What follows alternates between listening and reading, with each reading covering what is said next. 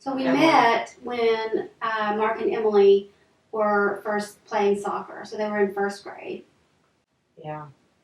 And then we really became friends when Hunter and Rachel started playing soccer because Kevin was their coach. And so we spent a lot of time together then because we were at every single practice together. Yeah, and we were also sitting there hanging out. Yeah.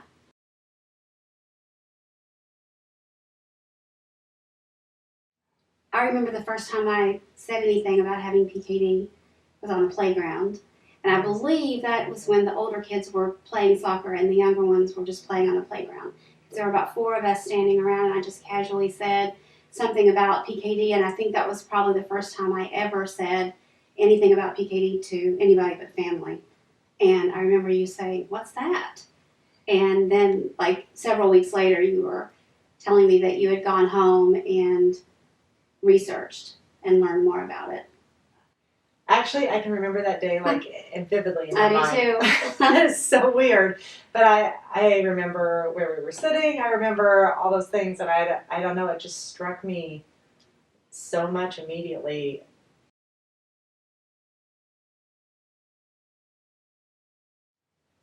So you found the walk when you were doing your research. Yeah, actually,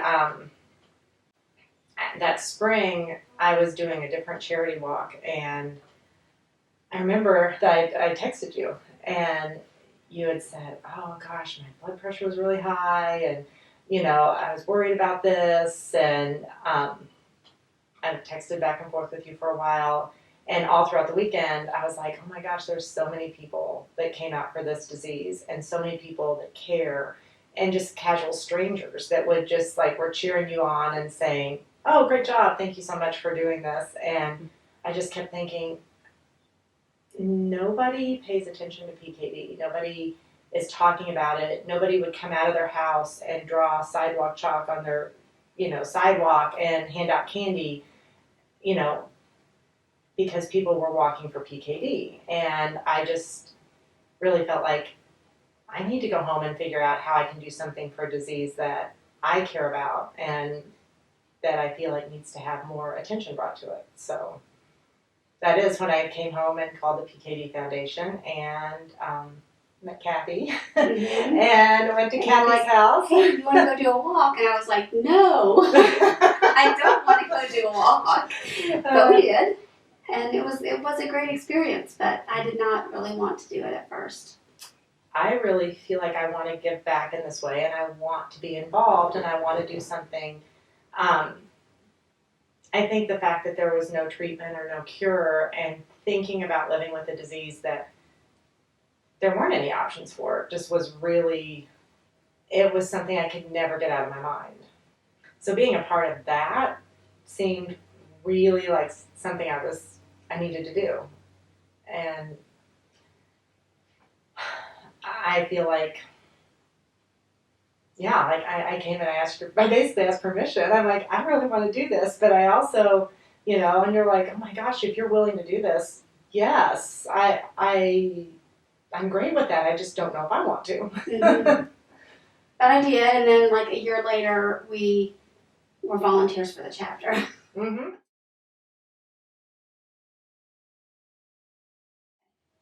So in December of 2015 is when I found out that my GFR was low enough that I could be referred for a transplant. And even though I knew it was coming, I think that was a pretty big shock.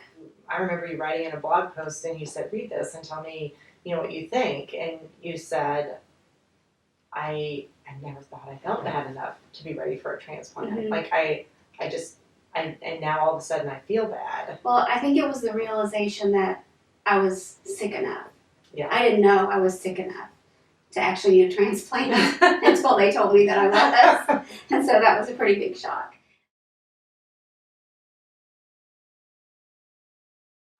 I think being a donor from the very beginning, I've just never even thought about, would I be tested, would I not be tested?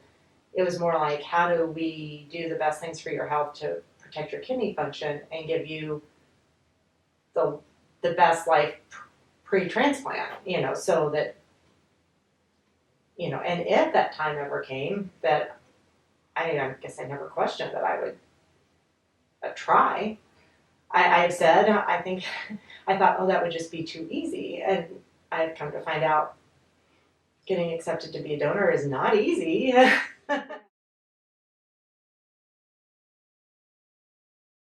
It's definitely easier to get evaluated to be the recipient than it is to be the donor, I think.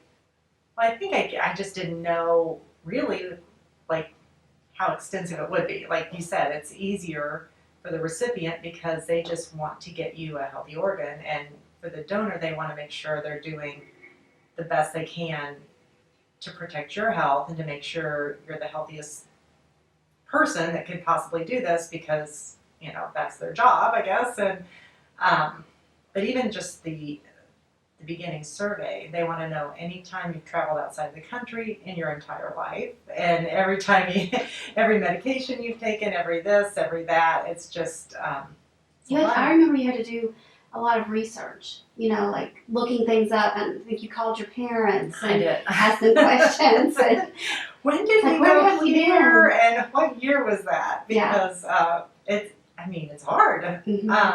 And I was prepared for that. I knew that with each step, each progression, that there was going to be a waiting period. And so even when I was first evaluated or first referred for evaluation, it was 2 months before, I was actually brought to the transplant center for my evaluation.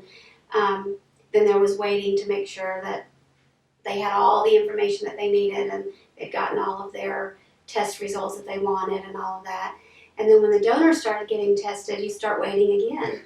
And I was lucky to have several people enter the process at the same time.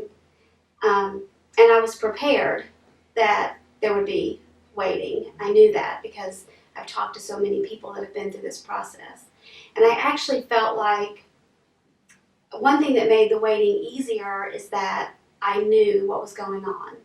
The transplant center does not talk to the recipient about what's going on with the donor, Right. but because I knew the few people that had entered the process, I kind of knew what was going on. So I think that helped a lot. But I know that for so many people, they may not know what's going on. They don't get the updates that I was getting because you were telling me everything that you were doing. I have to do this today. I have to do this next week. And so I knew about the process. But when I was evaluated, they pretty much had everything they needed as far as annual, tests or whatever. So I didn't have that much to do other than that one long day. I mean, I just feel incredibly grateful that I had people that were willing to do this. Multiple people. I mean, you kind of came out of the gate really fast. And so I guess I've always felt like it would be a privilege, not something that I had to really debate over or dwell on. But it's a very humbling thing to know that there are people that are willing to go through this for you. I worried that I wouldn't have a match and that I would have to wait, that I would be on the wait list and I would have to wait for a deceased donor kidney.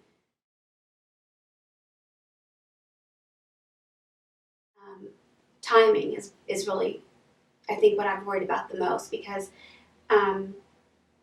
ever since I knew that a transplant was coming, I worked to not have to go on dialysis. Like that, okay, that's gonna make me cry.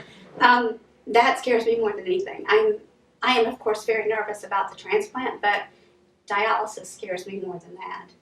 And so my worry is having to do that.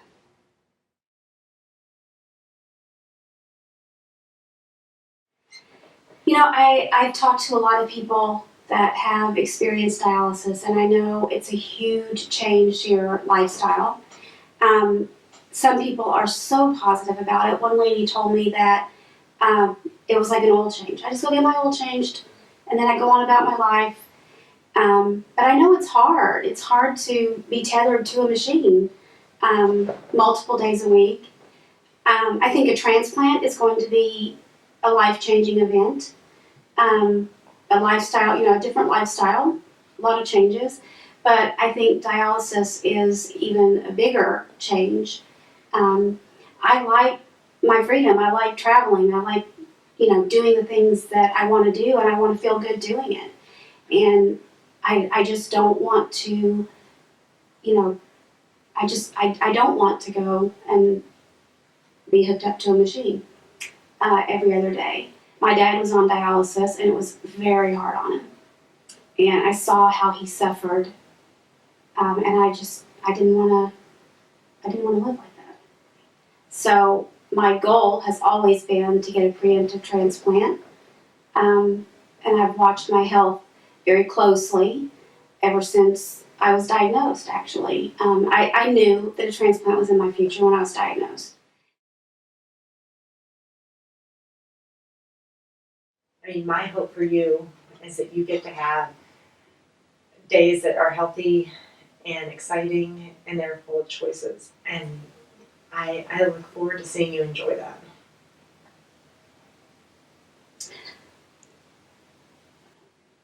I look forward to, getting to do all the things that I want to do, and not picking and choosing activities.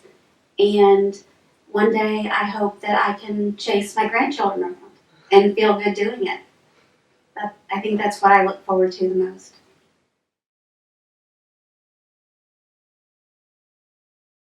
I think that so far in the experience of being tested to be a living donor and to be approved to be a living donor, well, I think it's been an amazing experience. It's taught me a lot about myself.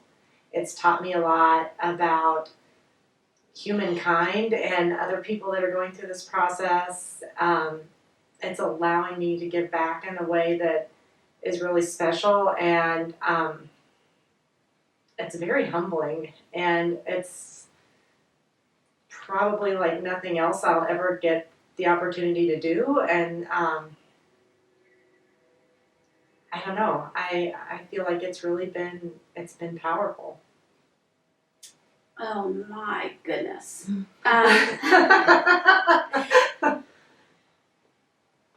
I am just amazed at the generosity. To be a living donor, I don't think there could be a bigger gift. I remember when I was 16 and getting my driver's license, and they wanted to know if you wanted to be a donor. And I thought about that and about the gift, of being a donor if something terrible were to happen to me. And it wasn't a hard decision, to make, to do that. But I think being a living donor, I think it's ridiculous, actually.